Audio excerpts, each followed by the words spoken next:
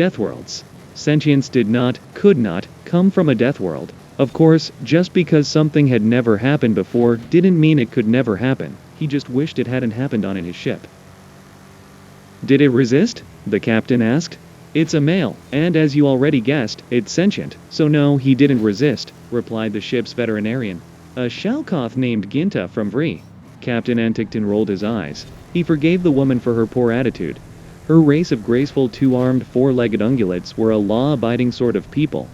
They could never be comfortable in the exotic animal and slave trade, even when their job was only to keep the merchandise alive and in good health. It was fortuitous then that she didn't have much of a choice, being merchandise herself.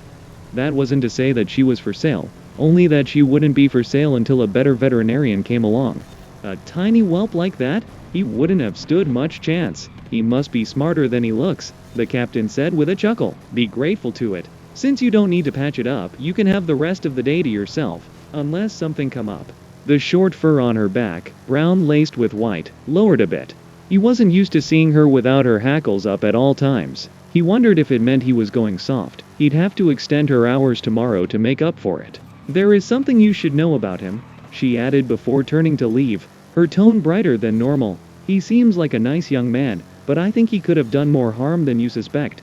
Had he resisted, he's heavily muscled. Much more so than even a high-grab world would require. And he's a carnivore. That gave the captain pause. Carnivorous species were a rarity in the universe. And sentient ones were even rarer still. In fact, he couldn't think of a single intelligent species that routinely chose to eat the flesh of other creatures, except for one. Glancing to the deck plates beneath his broad hooves, he thought immediately of the lithe predator lurking in its cell, deep in the bowels of his vessel. A night beast from a Class 11 Deathworld, its sentience was highly debatable.